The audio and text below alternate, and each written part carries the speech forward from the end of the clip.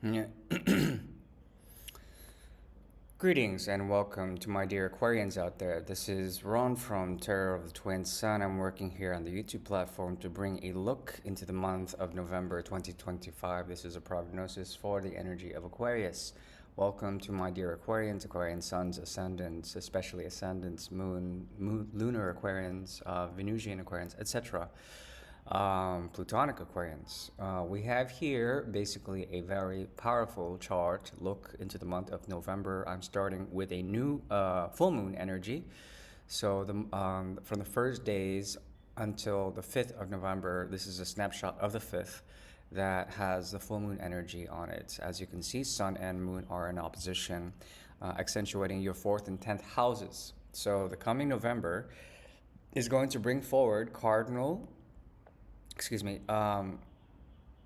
yes a push towards cardinal energy, a cardinal modality of the 4th and 10th through fixed energy, and that is with Taurian energy and Scorpionic energy. Okay, so we have here basically a strong, obviously, opposition that creates the full moon cycle, and it accentuates your 4th and 10th houses. So it's a time to go forward and get out of one shell in order to express something in terms of Aquarian ascendant energy. Okay, Pluto is very much on the ascendant, has been, and this is a momentous occasion for the first degree of Pluto in Aquarius, creating a very strong.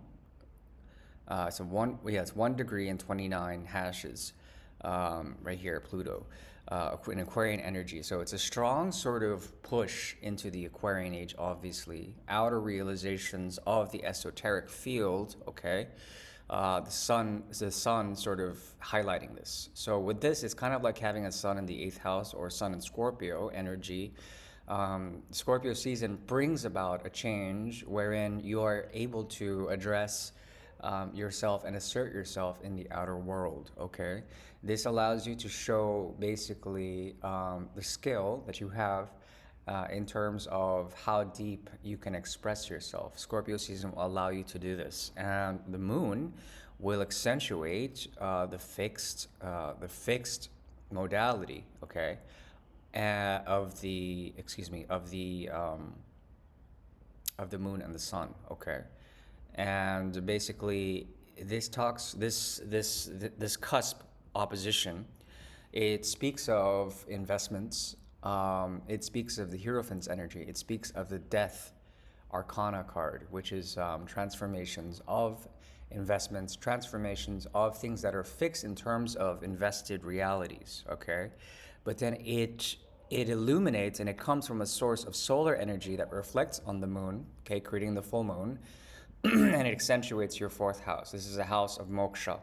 Okay, so something about this moon will activate for you an inner path of transformation. It's a very deep one that allows you to bring forward solar energy, okay, through the cusp of Scorpio up here, activating your MC. Okay, so this allows you to go into form, to use the fixed cross, which is basically the opposition of ascendant, okay, Pluto, and then the opposition of your descendant, Pars, Fortune, and Jupiter, to bring forward a type of work for you, okay? And this work is based on the conversion of the material, the material flows of information and of energy, of money even, into your life, to convert it into a type of work. Okay, and on top of it, there are certain things that will benefit your 1st and 7th houses, the ascendant and the descendant. Okay, and you can benefit by working with this fixed cross by kind of going to the houses that are ascending. So then you would go from the 10th to the 11th, from the 1st to the 2nd. Okay, and then etc., from the 4th to the 5th, and from the 7th to the 8th houses. This is kind of like pushing forward the Yod formation, the finger of God. So when being in the present and looking to the future, you can activate actions, and your mind can create certain realities that bring forward connections or dreams. and you're allowed to explore within the realm of the astral or the mystical to find your answers, to find a way to express yourself through relationships that will teach you lessons. Your power of attraction is very strong, especially for Scorpio ascendants and solar Scorpios. With Pluto gracing the first house here, okay, gracing your energetic field, especially for Aquarius ascendants. Basically, there is a strong magnetism that I've highlighted probably in the last astrological forecast that pulls in lines of work that help you to go deeper into research. So the interesting thing is that when you work, especially within the spiritual domain, to attain certain things, the fixed cross will bring you downloads through the work that you do, that you produce. So often, it's in the process that your research or your quest for knowledge, and I'm talking about deeper initiate knowledge in terms of gyan, or like the higher sort of light that comes through really diving deep into a spiritual mode, is very much available during this time. Okay, especially I argue in the first, second, third, 4th of November, when the moon comes to fullness. There's something about those 3 days leading up to the fullest moon that creates a great deal of, I would say, purification of the inner world in order to manifest deep realities that have authentic meaning, that have some sort of spiritual mission to it. Okay, because the fixed cross is all about missions. It's all about taking the burden, okay, of something that's not as personal. It's like a leadership type of energy. It's related to Buddha consciousness or Christ consciousness or the consciousness of the prophet. And the prophet, basically, Muhammad, when it comes to the writing of the Quran, for example, it's the last 3 days of the brightest moon that actually he fasted in order to get clearer messages. So I would recommend that a fast be happened any one of those 3 days leading up to the fullest moon on the 5th. Okay. So there's much more. When it comes to your ruler, the Saturn is in retrograde conjunct the North Node plus Neptune in retrograde. So there's a retrograde stellium in Pisces in your second house. There is a chance that you are not allowed to work on certain things because of lessons that will come through the trinal energy here with this big triangle you can see, activating your 2nd, 6th, and 10th houses. There's something about a purification of your resources that needs to go through a process, okay? And it's best to adhere to the triplicity of water, to the lesson, okay, of water, of how to purify it, of how to conserve it, of how to treat your emotional body, okay, and how to treat your genetics, okay, in order to align with Saturn's energy. There is something of a transformation that comes through discipline, okay, and it comes through spiritual discipline that will benefit you greatly if you adhere to that. Jupiter as well as Mars come into this trinal configuration, and Saturn. And when these 3 planets work, there's basically a very strong ability, I would say, to purify your resources, purify your heritage, purify your bloodline, okay? And that allows for a lot of freedom because Mars in Sagittarius will go ahead and do that for you. And Pluto is also helping out here with this positive configuration. As well, Uranus is also helping out. So these are the planets of transformation. There's a huge transformation that kind of, it might be confusing to many of you. And it allows you to basically purify your work and your alliance and your family. And it's much beneficial to the Aquarians that are out there that are doing especially forms of light work. So Saturn is there. Jupiter is the primary ruler of Pisces. That's in the sixth house. There's 1, 2, 3, 4, 5 houses away from that. And then an additional 1, 2, 3, 4, 5 to the energy of Mars and Lilith, Mercury here. Jupiter and Pars Fortune on the descendant. There's likely to be some form of work that you have to go through, and you will be tested for leakages when it comes to your resources around this. If leakages do occur, it's very likely that there's a form of bloodletting going on, or letting go of energetic resources that hold dark currency, and you're supposed to sacrifice that. Okay, so this is a month about purification of your resources, most definitely, because the outer world that's being projected, or that's being sort of illuminated by the cusp of Scorpio, will align your actions to produce and bring forward an Aquarian agenda. Okay, and the Aquarian agenda is very interesting. I find, because if you are Aquarian, you have a solar Aquarius energy, for example, there will be a lot of you that will be represented outerly by your work, and this is a time for Aquarians definitely to work. Work. And the more you become of service to some form of community, the more you will benefit from, let's say, the projections of this reading. All right. And this is, of course, all projective. Please take only what you will. Yeah, that's what I'm going to allow, at least in terms of this current reading for Aquarius. Wishing you well. Thank you so much for tuning in. I'm moving on to the next Zodiac sign. All right, take care.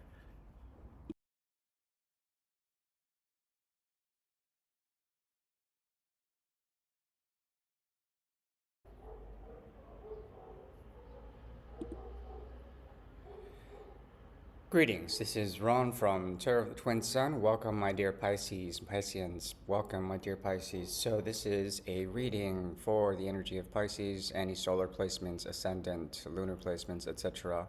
You can take this reading for Pisces and basically use it for the month of November. I am working with lunar energy, so it is a full moon on this particular screenshot of the 5th of November 2025. So yeah, I'll be reading in terms of the progression of the moon this month for the energy of Pisces. Now, the moon is activating the moon, and then the solar energy that opposes it is in the cusp of fixed cusp line opposition of Scorpio plus Taurus. Okay, moon is in Taurus, activating your third house, and it will continue to progress throughout the remainder of the month, going to new moon eventually within 2 weeks, likely, in Scorpio. So there is this activation when it comes to the moon of this from a Western scale. That is the Western Zodiac scale, the measuring of that scale. So we have here moon in Taurus. Moon in Taurus is in its home. Okay. So it could be a very soothing energy when it comes to dealing with small, minor transactions of business, education systems, social media systems, friends and family, particularly brothers and sisters. Okay, so it is very likely that there will be a sort of magic that the Hierophant produces, primarily in the Arcana scale. Taurus is linked to the Hierophant. But then the third house is the modality. So this is a unique way for the Hierophant, the priest, okay, what you are invested in when it comes to media outlets, when it comes to technology. And you will be able to harness, okay, something like either the energy of water or fire, masculine or feminine, to produce a certain effect, okay? And this effect activates your third and ninth house axis, okay? What does that mean? It means that there is a pathway of initiation that can get you into a deeper mode of spirituality this month. And it is activated through the moon, and then it comes to to new moon, from full moon to new moon, the ninth house, and then it goes further again. Activating further houses as we progress throughout the month into Sagittarius energy. So yeah, that is relevant because this pathway of initiation is generally speaking untouched, but the lesson, at least in terms of aspects, but the lesson of this opposition, this full moon, it comes through Venus's energy, because that's the ruler of Taurus, yes, the dispositor of Taurus. So Venus is in the 8th house, creating for you an interesting square opposition challenge T-square here, okay? Square opposition, double square opposition with Venus, Pluto in Aquarius plus Jupiter, okay? So there's something like 1, 2, 3, 4. There's something about a way to go deeper inward when it comes to relationships. People, generally speaking, will be dealing with the karmas, the hidden karmas of relationships, the secrets of relationships, and activating the extremities of those relationships, those karmas, okay? So there's a subversive 8th house energy that allows you to develop and understand how you can be of service to the deeper unhidden motivations, okay, of the superegos that tie you to certain relationships. That people will be, generally speaking, dealing with this. And then there's this plutonic energy from the 11th to 12th house, a mystical dimension of lower root chakra energy that is activated through Jupiter in the 5th house in Cancer. Okay, now Jupiter in Cancer is something like of an exaltation point. There are blessings that come through this T-square opposition that for you on a personal level, it gives you something like a soothing energy around this time. And this allows you to work with the hidden motivations that are behind, okay, meta actions, okay, that produce certain effects. These are mystical effects of transformation. They have to do with purging, okay, and getting rid of certain things when it comes to the Aquarian age, and that's a good thing. So there's a type of challenging shedding period that is activated through the moon, and it activates the T-square opposition of Venus, Pluto, and Jupiter. There is a positive harmonic aspect to your 10th house with the 5th house, 1st house, okay? And the North Node is squarely, which is also tied to the moon, squarely in the ascendant plus Saturn. Your primary ruler, at least in terms of the Western scale, would be Neptune, which is also in the ascendant. There's something about you that is kind of drifty and abstract when it comes to your subtle body. You've come into a type of form that people will see. Your aura will generally speaking be expansive at this time. And this allows you to teach others lessons. They gain from it. And then there's something else. 1 second. It has to do with Jupiter in the 5th house and this harmonious aspect to Saturn. It's a trine aspect with Neptune, which allows for the expansion or the revision, I would say. The gift is the revision of your physical body and your astral body, how they are revised to stay in a type of present moment, okay? Revised and advised to do that. Dealing with karmas, dealing with relationships, dealing with creative aspects in order to produce the right pathwork. This is a type of, I would say, atonement or attunement, plus a reworking of your frequency vibration in terms of patching up leakages, okay, with your astral body, your physical body, not so much your physical body, but it's more like your astral body and your subtle body, your emotional body. So the aura is being revised in a way. It's being tuned up during this time period. So yeah, that's what I see for this month, which is relatively straightforward. At least in terms of the moon and its progression. Now, when the moon turns into full, there will be an activation of the 9th house. What to learn from that is basically either the motivations of Mars, okay, which is right on your ascendant, or the motivations of Pluto, which is which is around the 11th and 12th house cusp here for you. So there is some sort of shift when it comes to the point between the 9th and 10th houses, 11th and 12th houses. So what does that mean? There is a shift with the way you accrue and build families, okay? Dealing with family karmas, dealing with family energies. These are all highly recommended in terms of what happens in Pluto when the moon comes into a new moon cycle. So it's important to plant the seeds when it comes to rising up and becoming spiritually attuned with family karmas, or the idea of your relationship to society as a whole, or the collective as a whole. So yeah, those are other refinements that come on with the new moon later on in the month. All right, so hopefully that helps. If you want to look to anything else, you can always send me an email. Otherwise, wishing you well. Take care.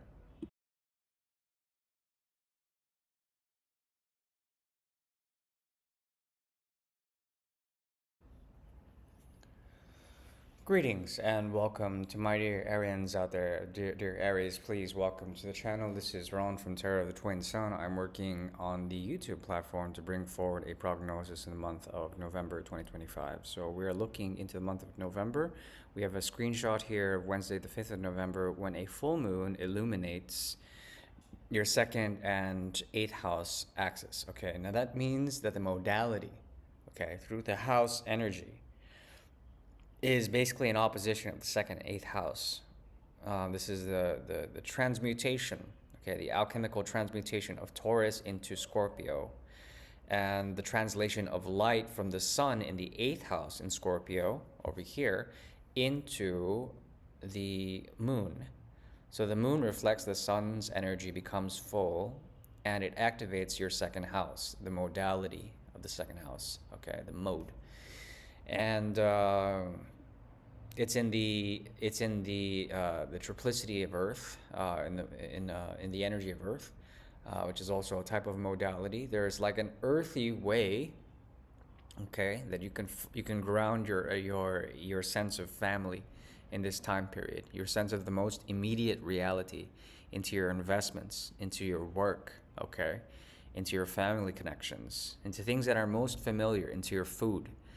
There's a lot that has to do with the purification, okay, that's full moon, and the culmination of deep esoteric healing that comes through the 8th house. Solar energy, this is the death of the sun, creates, especially for that day, sunset will create something that purifies and brings a gentle energy. Moon in Taurus is a gentle energy into your 2nd house, okay, which allows for gentleness when it comes to family connections, to your work, to the idea of food. Okay, all of these can be blessed by the touch of a lunar presence that's very gentle. Okay, very gentle yet very intense at the same time, because of the solar energies in Scorpio. A sun in Scorpio is pretty intense. It illuminates the shadow realm. So you have to protect yourself around this time. Align yourself with the Hierophant's energy.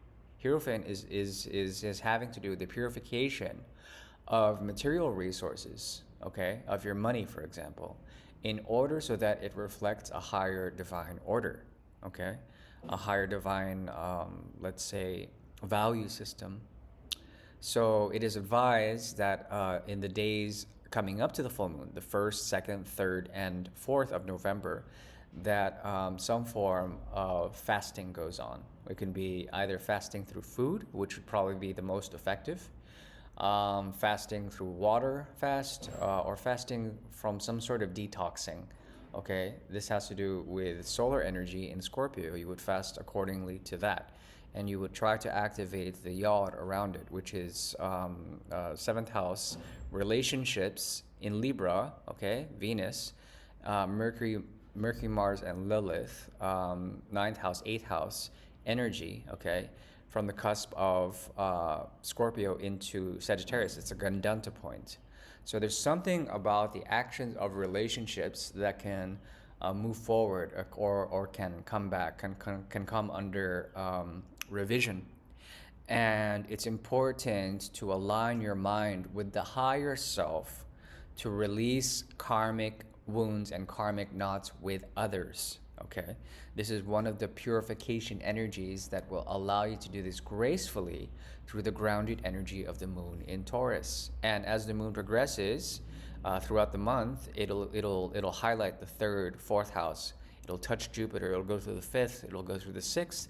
It'll touch your relationship sector. It will heal certain things with karmas tied to blocks of South Node in Virgo, and it'll push forward through Venus in the seventh house, go through a relationship cycle here, and then eventually coming into a full moon with the sun in Scorpio. Okay, and that movement from the full into the new moon, when the sun and moon are conjunct later on in the month, there will be a chance to come to a time for planting. Okay, the death of the sun on that day will be very powerful, because as the sun descends at the last flash of light, there is a chance for a download that will push forward. Okay, a very spiritual time for you. It's a very deep spiritual occult time that allows you for secret information, okay, from the higher realm.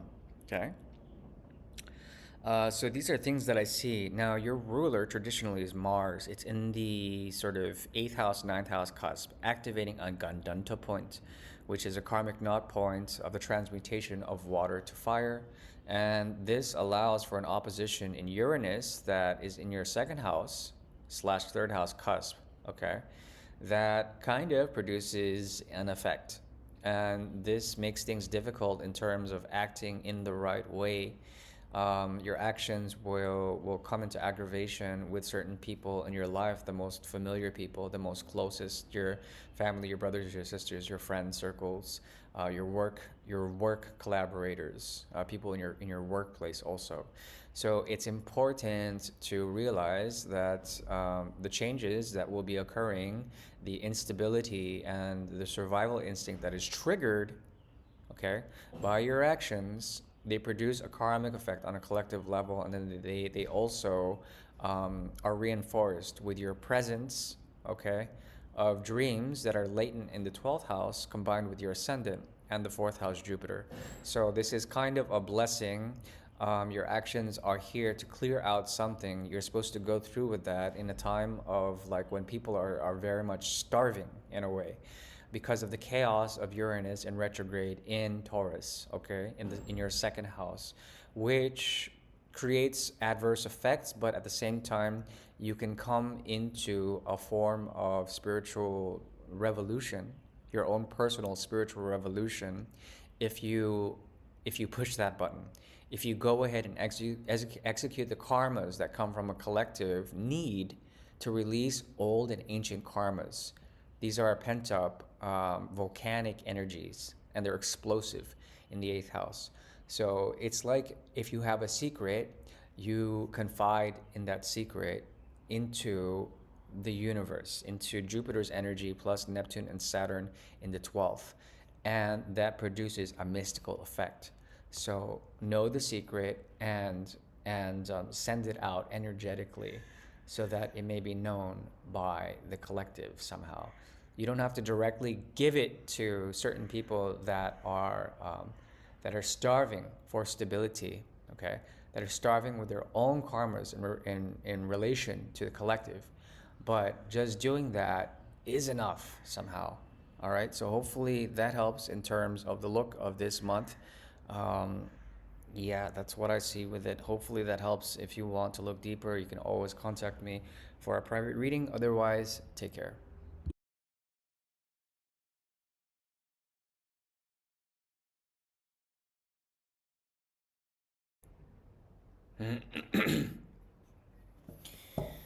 Greetings and welcome to my dear Taurians out there. Welcome. This is Ron from Tarot of the Twin Sun. I'm working here on the YouTube platform to bring a look into the month of November 2025 for Taurians.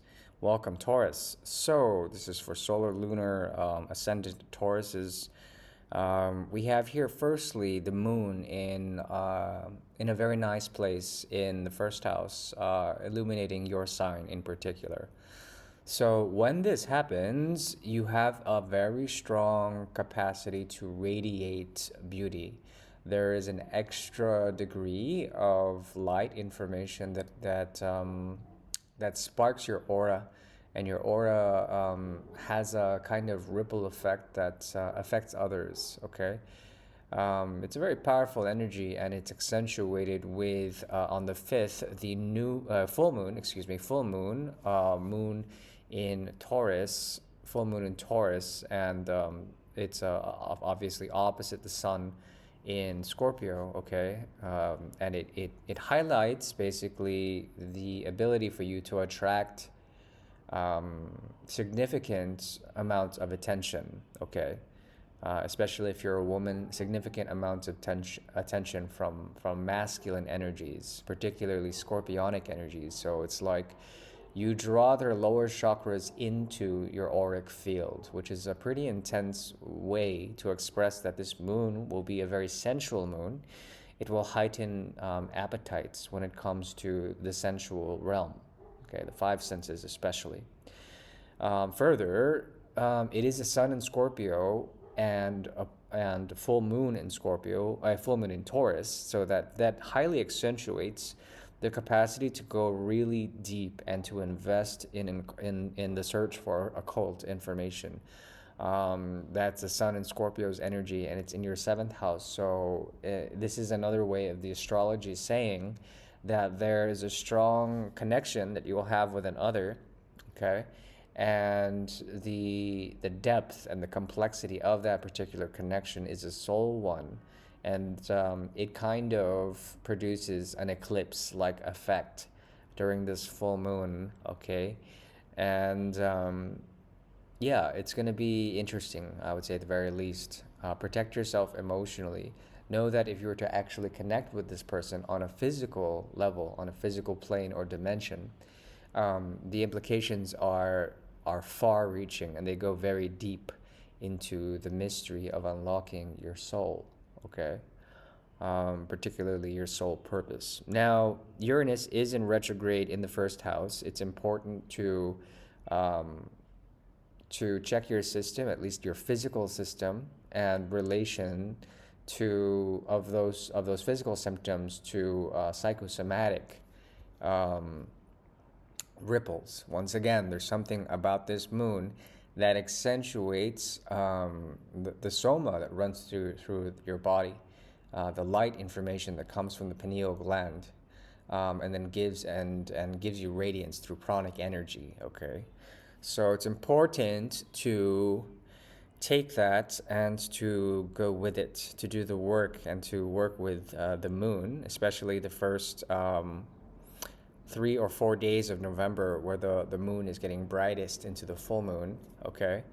And work with those days to fast or purify your body to release psychosomatic blocks. Okay, psychosomatic blocks are basically emotional blocks stored up in the physical body. Okay, stress, anxiety. Find a way to gently let them loose. Okay. Now, your ruler, which is Venus, is on the descendant basically, but it's not exactly in Scorpio. It's in Libra, and it's a strong Venusian energy that kind of produces an obstacle for you when it comes to protecting yourself, particularly from, for one thing, darker forms of attacks. Okay, that come from karmic lines. And it's important to deal with what you've been given and learn how to protect yourself better when it comes to relationships that have karmic energies, okay? That's the thing. When it comes to karma, you have to take the brunt and go with it in terms of any sort of transformation that would shift you in terms of your mission or your career or your purpose. This is highly accentuated with the MC closely to Pluto in Aquarius, okay? There's something about Saturn and its disposition that will give you the work that you need in order to do this somehow. And I find that to be a very strong way to aligning your calling with what resonates with you highest, okay? Venus is going to show you that pathway. There's a relationship that triggers you and shifts your karmic timelines, and there may be a need for you to protect or reinforce your psychical security systems to redirect the energies of, say, let's say an evil eye or darker energy, darker intent that comes through either the workplace or relationships. Okay, so these are some of the things that I see for this particular month. I am wishing you the very best in terms of this month. The progression of the moon will come into culmination in the seventh house. This is 2 weeks beyond this current snapshot of the 5th of November. Likely to be around 2 weeks that the moon becomes full after it waxes through the first 7 houses. Okay, and that the moon will not become full but new, and that new moon basically will allow you to begin something in terms of your relationships, but particularly your relationships to men, and men that have a spiritual signature, and they're here to teach you about the shadow. Okay, so hopefully that helps. If you want to look into other questions, you can always send me a private request by email. If not, then wishing you well into the next month. We'll be doing tarot around that time. All right, Taurus, good luck. Take care.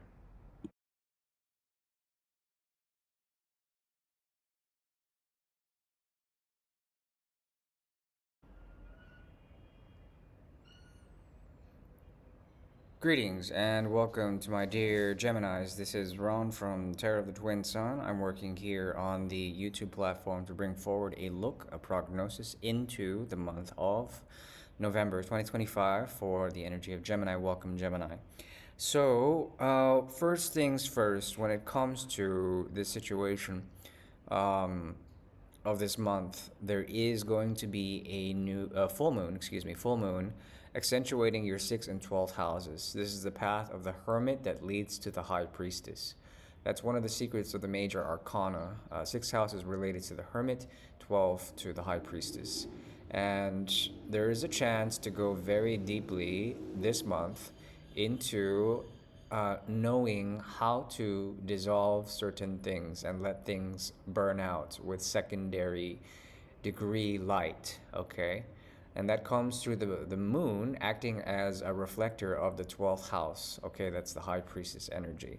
So it is going to be a very soothing, unexplainable energy here that it kind of reverberates with the more recent eclipse. But it's more the things that happen on that eclipse cycle will accentuate whatever you learn through Virgo, the Virgo moon, and then it will be reinforced by the solar energy of Scorpio. Okay, so this month is all about solar energy of Scorpio, and what you can learn from that, okay, is primarily through Mars's energy. There will be essentially an activation, a very strong opposition between Mars and Uranus that will shake things up. Okay, for relationships in particular, it will accelerate certain karmas, okay, and the actions of others, especially when it comes to significant relationships, will be highly accentuated, highly accentuated. You can learn a lot through this by embracing primarily a way to release some of the expectation values that are set in the node of Neptune retrograde, okay, between the 10th and the 11th houses in the 10th, and then sort of being supported by Jupiter as well as Mars on the descendant. So Jupiter is going to be in the 2nd house. So this has to do with relationships that emerge out of places of work, and they are designed to teach you a certain lesson about karma, how the karma of others and their actions produce certain effects that cannot be avoided, you have to go through them. And these effects primarily will accentuate and accelerate your timelines so that you can realign to what it is you're truly here to do. which can be very difficult to understand because of Uranus in retrograde, also lightly gracing the ascendant. There's going to be a time when the moon traverses and then goes through the consecutive houses, through the first, around Uranus in retrograde, through Jupiter's energy in the second house, through the south node, Vesta, Venus, until eventually approaching the sixth house, which is where the next new moon will be occurring for you. And that happens about 2 weeks from the 5th, something like that. Okay? And it will accentuate basically and relieve a block that you have when it comes to something spiritual or something about information or a skill set that you would use, okay, to help you transform, that's the solar energy in Scorpio, and bring forward a change in whatever the actions have been produced upon you around that time and move forward. So basically there is a strong recalibration with your relation to significant others, especially the karmas of others, those significant others, and then it accentuates in a certain degree, like it accentuates like timelines moving forward after the new moon that occurs in Scorpio. Okay, so your ruler, which is Mercury, is going to be for this month traversing through the seventh house also. So there is something about Mercury in Sagittarius that brings messages from the celestial realm. And these are spiritual messages. These are higher-minded messages. So there is a chance on a collective level for you to find opposition in this, and then to make the choice to choose from the high priestess energy one of the pillars. I mean, the choice is yours, whether it's to be the pillar of light or the pillar of dark. That is sort of the mystery that you are supposed to go through. And the best way to approach this is primarily through the 6th and 12th modus, which is basically the mode of the hermit who goes in solitude to seek out the inner fire, okay, the inner Merkaba, and to walk the path to the high priestess, okay?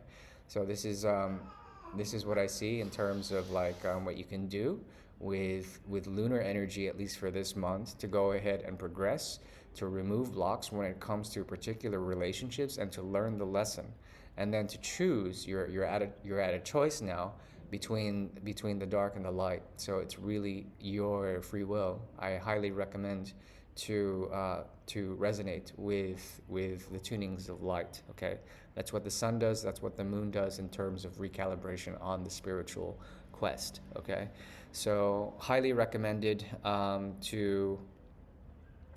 to focus on primarily the lessons of Venus, to also go and see the gift of Jupiter that it brings to you, okay, in the second house. So there's a chance to gain a gift in your second house. It's a sort of financial reward that comes from the great karma of dealing with the most familiar, real and worldly ties that you have with others.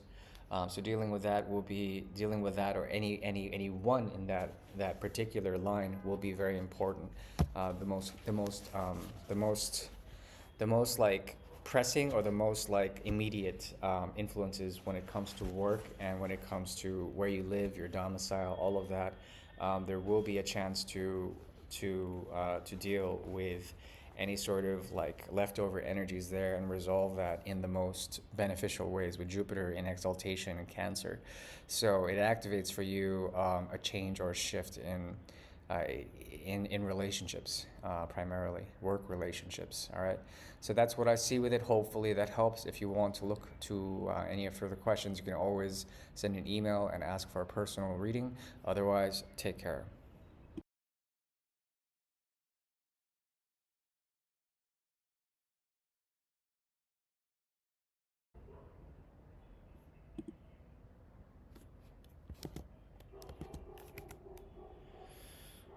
Greetings and welcome to my dear Cancers out there. This is Ron from Tarot of the Twin Sun. I'm working here on the YouTube platform to bring forward a prognosis into the month of November 2025. And we have here a screenshot from the 5th of November looking at a full moon that occurs on the 11th and 5th axis. Okay, that's the 11th and 5th houses. The moon will be in Taurus, and then opposite to that is the sun, of course, in Scorpio. So this is a time of major transition, of making promises and having to do with something about being of service in terms of finding independent ways to purging, primarily through purging, spiritual purgation, okay? Getting rid of toxic energies and cleansing through the gentle moon of Taurus, okay? And its reflection to the energy of solar Scorpio, okay, the sun in Scorpio. Sun in Scorpio is very intense. With the fifth house in particular, this allows for cleansing of the plexus and the lower chakra systems, including the sacrum area, as well as the root chakra, the Muladhara chakra. So these are chakra systems that can benefit and give you the kind of purification you need to go and do the right thing. With the moon in the 11th house, the MO, the modus operandi, is through Aquarian energy. And if you align yourself with the needs and desires of the collective good, the system of light, the order of light to produce certain effects, okay, and set yourself onto a mission, this is a good time to do it. The first, I would say 4 days, 3 or 4 days of November are going to be pivotal in actually doing the process of purging. And it can be through fasting or through some form of sacrifice by donation of energy, okay, to a common good of some sort, okay. So these are beneficial things that you can do in particular to go ahead and move forward certain things in your life. And when it comes to it, the moon, which is the ruler of Cancer, it's your primary ruler. It is going to be at a very good point. So there's something about how you benefit in terms of media and information. The information that is gathered on you during this time period, your medial representation, your body, okay, and your field, your energy field will be, generally speaking, very positive and radiant. And on top of it, Jupiter blesses the first house. It blesses the cusp of Cancer, which is an exaltation. So there is a sense of luckiness and attractiveness that you generally vibrate with. And it's a high vibration that can help you to do certain things. Once again, the moon will help you purge out certain things, and it will be a very spiritual activation that moves from the 11th through Uranus in retrograde, through Jupiter in the 1st, through South Node in the 3rd, through Venus in the 4th, and then eventually getting to a new moon, okay, by mid-November sometime. And this will allow for a major shift in terms of creative outlines, reaching into the inner child, the deep recesses of the inner child, healing through that, and then moving forward, generating a new path, and essentially going to new places of work, getting work done with the moon eventually gleaning over Mars, Lilith, and Mercury. So this is a very positive time to work on the self and to go deeper, and the more you do that, the more you will radiate and convert your constitution into light, into modes of light. It's going to be a very pranic month for you all, okay? So hopefully that helps in terms of a short look into the month of November for the energy of Cancer. I'm wishing you well. Take care now.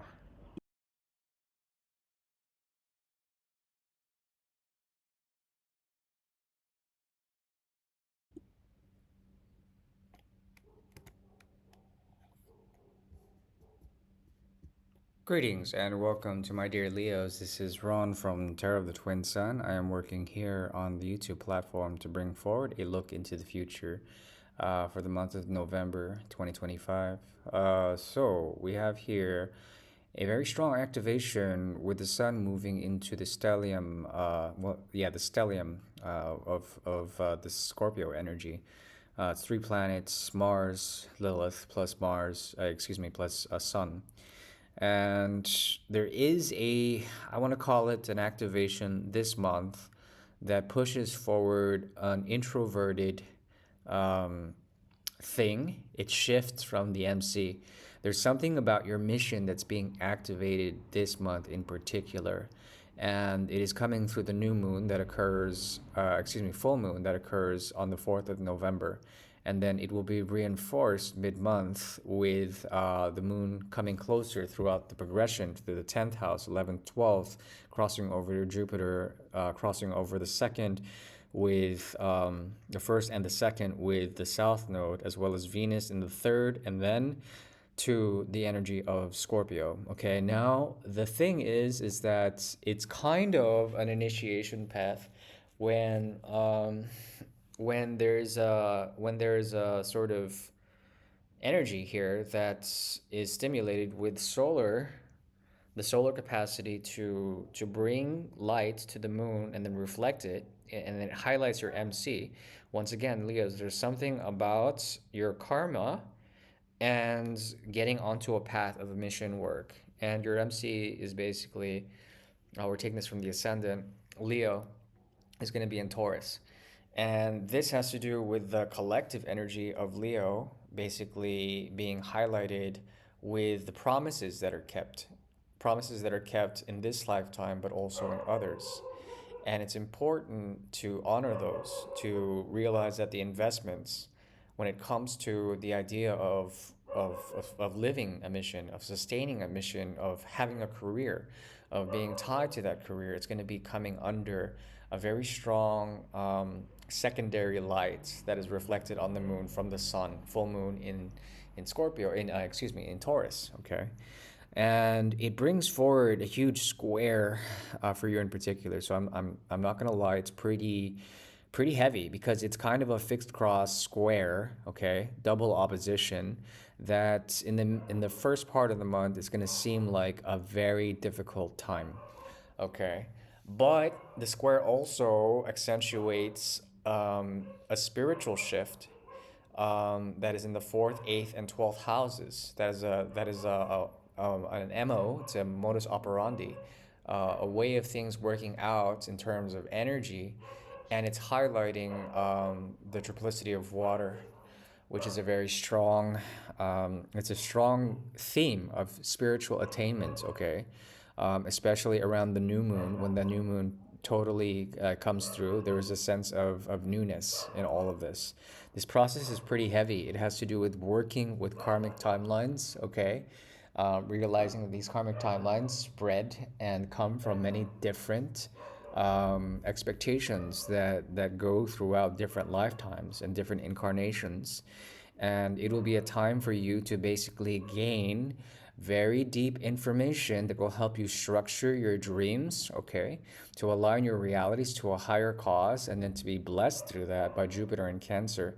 The divine feminine steps in and strongly accentuates, okay, primarily the full moon and then the new moon that approaches mid-month. And these are very strong, I would say, activations that lead to other latent effects, okay? So the idea here is to realize that promises to the Hierophant can be broken. There are certain things that are unforgivable in a way, but if you were to rise to an enlightened state, you can still find compassion for anything that has slighted you in the past. And the message is clear when it comes to that. You are allowed to rise up and to shift into a spiritual mode to gain the gifts of compassion. Okay, that is a clear indication here. Okay, especially because of Pluto's accentuation in your seventh house. Pluto is going to be in Aquarius in this degree, and it's kind of a slower mover. So it really takes generations to get through certain things. Could take a decade, for example, could feel like a decade to get through a karmic relationship, okay, in particular, or a soulmate type of energy, wherein the leadership of Leo, its ability to either ghost or remove or come into new timelines, and their soulmates, okay, that Leos have, which are essentially Aquarian type energy, it comes into contention, and there are gifts that come through the divine feminine to heal this trouble, if there is trouble there. The problem is that with Pluto on your descendant, okay, in Aquarius, it's going to be very difficult on a collective level to be rid of certain things. That's why we have things cropping up um, ever since, for a while now. So ever since the activation of Aquarian energy, there's been a lot of things that have been showing up in the media in terms of betrayal when it comes to sexual energy.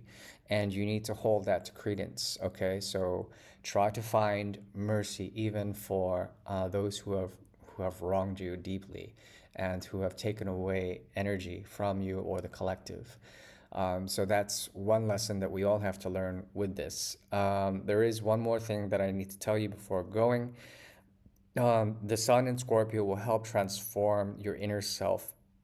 Okay, it will also help to clarify anything that's there. The beginning of the month is going to be very difficult, but it gets better, and you have to trust in that process. All right, hopefully that helps. Take care now.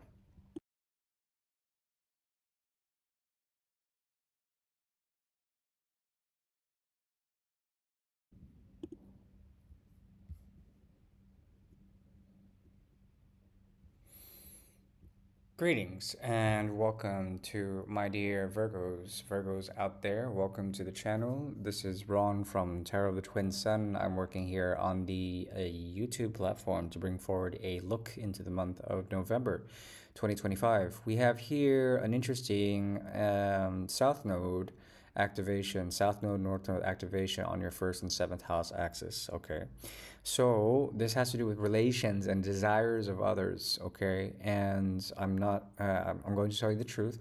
When it comes to this, it's going to be a bit challenging, but there will be things to learn through others that help you to sort of, I would say, rectify the situations that are there. When it comes to the seventh house, it's Pisces, the North Node, and the stellium of Neptune in retrograde plus Saturn in retrograde and Pars Fortune, and the North Node basically accentuates the lessons that are coming to the first house. So there's something I would say that is kind of like a leakage that comes from a past life, and it puts you into a certain mode, I would say, of perfection. It progresses through the idea of perfection. And there are things that other people that you won't understand are doing that will shift certain things when it comes to, I would call it your desires and your mind. Their mind is completely and diametrically opposed to your own psychological profiling of them. That is what you attract. You attract the abyss of nonsense that comes through the mystical path of Pisces. And when this occurs, there is a chance to understand that the way your mind operates and your desires operate will be a direct reflection of what they do in mystery. Okay, so there are a lot of blessings that are coming this month, particularly when it comes to collective actions and how they relate to latent collective dreams.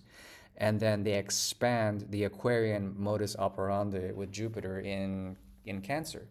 And basically, there are blessings that can occur for you in particular in how you relate to Mercury. And Mercury is placed on the fourth house in Sagittarius, and that allows for a great deal of exploration in terms of spirituality. It would be advised to go there and to do so from the comfort of your home. What opposes this is the outer world and the outer world of information. So it's important to not be so deterred by what is in the outer world in terms of information technologies, primarily. Uranus in retrograde in the cusp of Taurus and Gemini, okay? So this has to do with investments in media and investments in technological dissemination, and basically the commerce of that, which is something that Virgo ascendants would tend to go towards, okay, which is kind of like the dissemination of information, or like the first pathways of initiation to educational systems, okay, or technology being the sort of medium for a deeper sort of expression, okay, of what you would call perfection, okay, through the touch, perfection through a way of doing things, and this skill set, this mastery, whatever you're trying to attain there, would be good. And actually, you would have to explore a lot the mysteries of Mercury in directly on your IC, which is the place of the home, okay, the inner world, the womb, to explore basically messages that would come from there. And on top of it, Jupiter, which is the dispositor of Mercury in Sagittarius, the dispositor would be Jupiter, is currently in the 11th house. So that allows for 1, 2, 3, 4, 5, 6, 7, 8, 9. About 8 or 9 houses away, there is some sort of collective vision that is a blessing, that it has to do with technology, but more of higher technology, higher spiritual technology. That is kind of a blessing. It comes from an extraterrestrial place or a future place, okay? And it sets the ones that you're dealing with on this trajectory that you do not have to follow. That's basically the message there. It's kind of an esoteric message. But yeah, that's what I generally see for this month. Hopefully, I've been able to be as lucid as possible, or as methodological as possible in trying to deliver the message. But yeah, that's what we have. Hopefully that helps. So see you next month with tarot. Bye bye.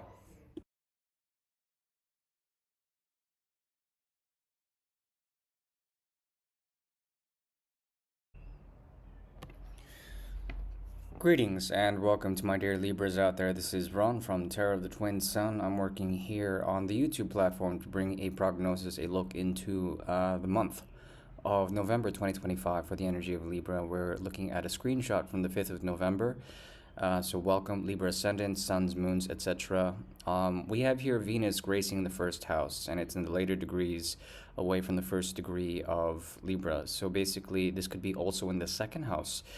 This has to do with the manifestation of the body exquisite. Okay, so basically Venus graces basically your auric field with a certain degree of colors, probably ranging from pink to white to blue and indigo, and possibly a bit of green. So it's like an abalone shell colored aura enhancement that comes at this time. At the same time, Venus is under major duress. It's a T-square opposition with Jupiter and Pluto, and Jupiter and Venus usually don't get on well. So when it comes to this, there are blessings in disguise that give you work, that activate the 2, the 6, and the 10, which are houses of work, basically. Second house has to do with work commitments, familiar connections, family energies and family karmas that extend to work through the 6th house and the 10th. Okay, so Jupiter is like kind of like a father figure. It's in exaltation in Cancer in the 10th house. So there is a strange compression that actually gives you benefits. It releases certain blocks when it comes to relationships, and it's the 6th house. Saturn's energy plus the descendant. Now, Saturn and Jupiter usually are in contention. Currently, for the month of November, they're very much in a trine formation, and it gives you certain benefits. At the same time, this double square plus the fixed cross that crosses over here, opposition Sun, Moon, obviously full Moon, plus Jupiter and Pluto, okay, in Aquarius and in excuse me, and in Jupiter in Cancer, the 10th house. Basically, it is something of a fixed cross. It would be totally fixed if Jupiter were in Leo, or if Pluto were in, yeah, it would be basically a chance. Okay, so basically, hold on. Let me just back up, just because I'm going 1,000 miles per second. Venus basically is your ruler. It is in the first house. It grants you a boon. This boon comes through Jupiter's lesson. Jupiter will take away certain things. It will reify your karma. Okay, the fixed cross, which also crosses over Scorpio and Taurus. That's where the full moon is. Okay, in the beginning of the month, activates a very strong esoteric thing in the second and eighth house axis. Okay, so it's a double enhanced Taurian and Scorpionic thing, but the signs are flipped. So it's kind of an interesting dynamic that's happening for Libras in particular. Okay, when this flip occurs, then the modes of one sign become the other. So the modes of the Sun in Scorpio become activated through the lunar energy of the moon in the eighth house. Okay, what does this mean? It means that there's a subtle energy that's very gentle that massages certain contracts. Okay, when it comes to deeper esoteric depth. Okay, the depth is a lot lighter than you think, and it has to do with investments. So the best way that I see here to enhance, okay, particularly the investments that you have, the real world applications that you have, okay, the clothes that you own, is to focus, okay, on a sense of almost like a spiritual vanity, a spiritual vanitas. Now, vanity has a negative connotation usually, but vanity also is, if used correctly, if harnessed correctly, like the ego, can rise into an intentionality. Okay, so the best thing here in terms of remedy is to bring scorpionic, okay, um, colors, okay, darker reds, even earthy reds, blood reds, into your repertoire. So that includes enhancing your skin tonality by practicing certain forms of yoga, for example, or potentially wearing red coral, for example, on a jewelry piece. These are things that would enhance, okay, kind of on the secret level, blood flow and the ability to invest and purify your investments and go deeper into esoteric knowledge. These things are all enhanced by the Venus square, T square, and then opposition Jupiter and Pluto, okay, and then also the T square touching on the second and eighth axis, okay, the moon, the full moon. Now, the moon eventually will move over the houses of Seva, which are the later part of Zodiac 7, 8, 9, 9, 10, 11, 12. Okay, so the days leading up to the full moon, okay, will be very pivotal in terms of early November and late October, wherein the moon moving through the sixth and seventh house will enhance certain relationships, okay? And you're going to be able to gain some lessons that are there and to align your actions so that you know how to handle these specific relationships. There's something about Neptune in retrograde as well as Vesta, okay, and Saturn in retrograde, this whole stellium north node plus pars fortune, wherein your significant relationships will go through revision, major revision, especially with Neptune in retrograde in a Gandanta point, okay? That's the transmutation of water to fire. So basically, that allows for sort of a reallocation of your resources. Once again, if you were to handle this time period with the dignity and grace of becoming of service in primary motion, when the moon pushes forward, okay, beyond November 5th through Uranus in retrograde in the eighth, and then the ninth house, 10th house, Jupiter in Cancer, and then 11th house, 12th house. These houses are all basically Seva houses, which are they're geared towards the Aquarian age, selfless service, all of these things. And if you were to enhance those planets in particular, Uranus in retrograde plus Jupiter, and then the South Node in the 12th house. These will all be beneficiaries to I would say generating or regenerating good karma. Okay, so yeah, it's a very interesting month, kind of really intense. Try to be of service. Try to have some sort of discipline in a spiritual practice. Further, well, that's it. That's all I see for this month. Apologies if it's been rather scattershot. I've been having to deal with a lot of things lately, but I do appreciate your continued support of the channel. Wishing you well, dear Libras. Take care now.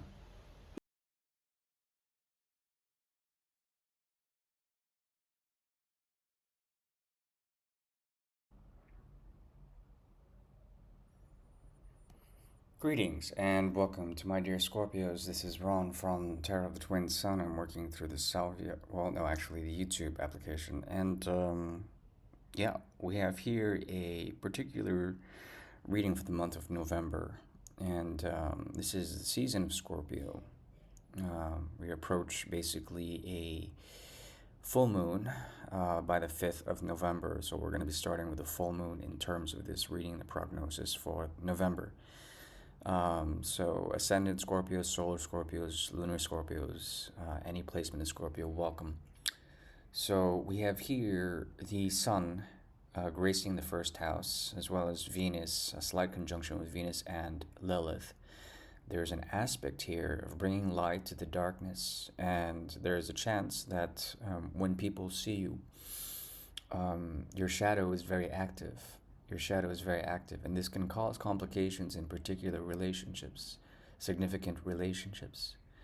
That on the descendant is the moon, obviously, conjunct Pars Fortune, and slightly conjunct Chiron in retrograde. This creates a very interesting dynamic.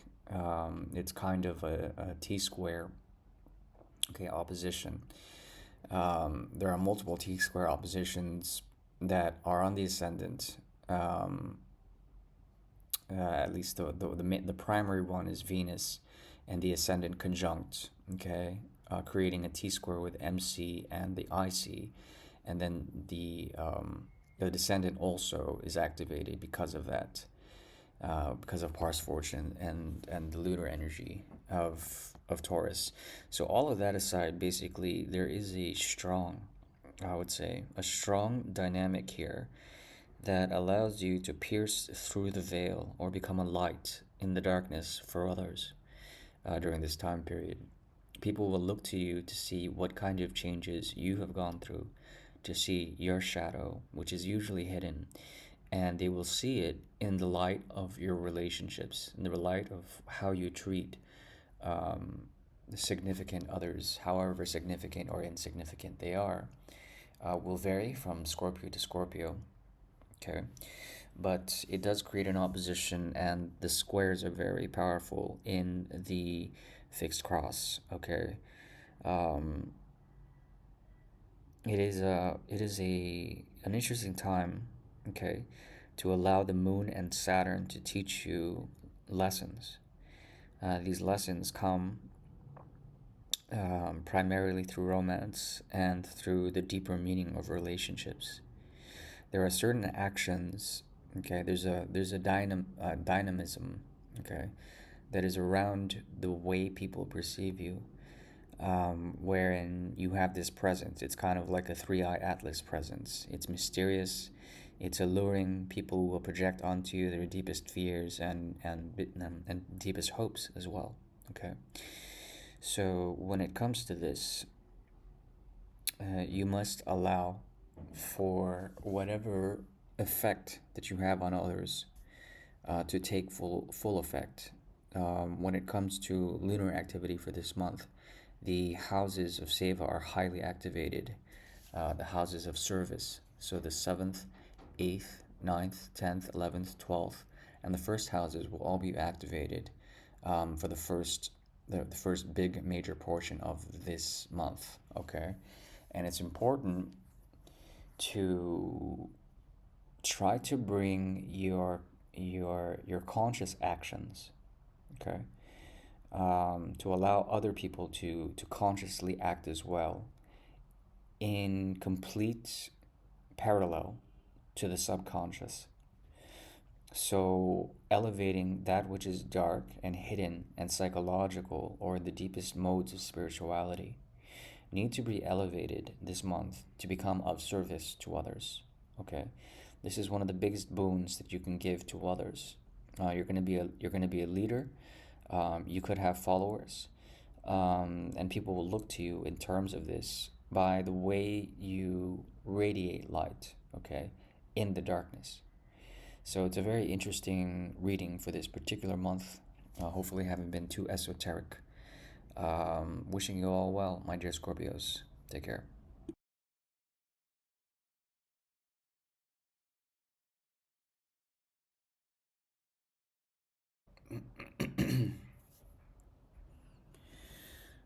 Greetings and welcome to my dear Sagittarians out there. This is Ron from Tarot of the Twin Sun. I'm working here on the YouTube platform to bring forward a look into the month of November 2025. This is a look, a prognosis for some of the planetary breakdowns and house breakdowns for what's going on collectively, but also in the narrative of Sagittarius within collective dynamics, okay, for this month. It's kind of a transient reading, at least for the 5th of November, okay? So we're looking forward into the progression of the moon, okay?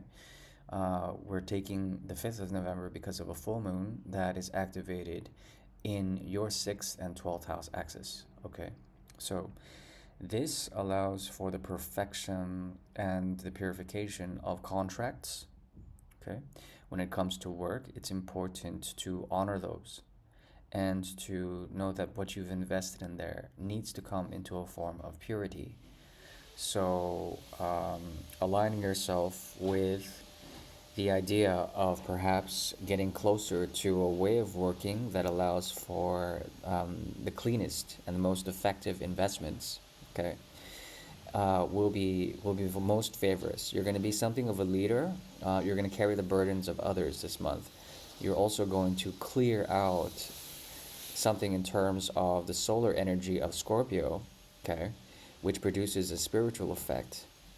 And the divine feminine also will step in very strongly to allow you to create a structure, okay, or to bring forward a way of thinking, a system of information. Okay, on a collective level, your ruler Jupiter is in the 8th house, and it's exalted in Cancer. So on a collective level, many secrets are being exposed when it comes to the need to learn the lessons in certain things that involve the home, the innermost resources, the secret, the deeper secrets of certain things that are activated through the chariot's energy. Okay. Chariot is usually a celestial wheel in the sky. It is also the idea of things that can go interdimensionally that hold deep spiritual resonance. Okay, they're the first bodies, the first wombs of the Divine Mother. Okay, the first churches, the first temples, and because of the 8th house placement of Jupiter in Cancer, there is a strong activation for you that allows to go deeper into a mode of spirituality and align your actions and projections, okay, to reach a point of initiation. That's Mars conjunct Mercury in the first house, in the house of Sagittarius. Now, Sagittarius is very interesting because if you look at the glyph, it's an arrow that points out into the infinity, into the intergalactic. And because of such, Sagittarians are naturally adept at spacing out and traveling, at least astrally. So your explorations will be rewarded big time. The more you can activate a spiritual nexus, the more you will be exalted by Jupiter's placement in Cancer in the 8th house. And on top of it, it allows you to sort of set upon collective dreams to release, okay, the death of certain dreams or certain delusions to be released. On a collective level, you can help to lead people on this path of release. The opposition of Mars and Uranus in retrograde in your 7th house does not allow for the best of, I would say, the best of energies when it comes to significant relationships. They're going to come under duress, and they're going to be under the rest of the trouble that the fixed cross will bring you. Okay, there is a cross here that activates your third, your sixth, your eighth, and 12th houses. That's the red lines that cross over here, almost creating a double square. Okay, between Jupiter, Venus, okay, Pluto, as well as the moon, and that will create a lot of tension and release when it comes to what you think is the foundation of your reality. Okay, but then it quickly becomes dissolved in the triplicity of water, at least. And also, there's something about this new moon that will be very positive for you in terms of finding the way to heal through it very deeply. And you will find that others are also pushing that eject button, going very deeply to call out the shadow and to liberate themselves and to align themselves onto a more mystical pathway. Okay. So watch out for spiritual egoism. It's going to be quite rampant this month. And try to limit your idea of like trying to push certain agendas to define yourself. You're going to sort of come into contention with some of the changes or the instabilities of others when it comes to their own relation to the divine gateway of Gemini, away from Taurus. So there is an activation of the later houses. You becoming of service will immediately give you instant karma and gratification in terms of the moon's movement throughout different planetary placements throughout the second half of the zodiac, particularly the 8th house, Jupiter, 10th house, South Node, plus the 11th house, Venus in Libra, and then back to the 12th house. When the moon comes over these houses and then comes to the 12th house, there is a sort of release of any sort of aspects that may cause tension. Okay, tension and release come the new moon. The new moon will be very soothing. It will be very deep, and there's something about your bed habits as well as your sleeping habits that will come into the highest form, and the astral projections you have or the thought experiments you have during that time will be most relevant in revealing secret information that helps you to align to a more spiritual path. Okay, so that's what I see primarily for this month. Apologies for the loud vacuuming that was occurring in the background, but yeah, I'm wishing you well this month. Take care.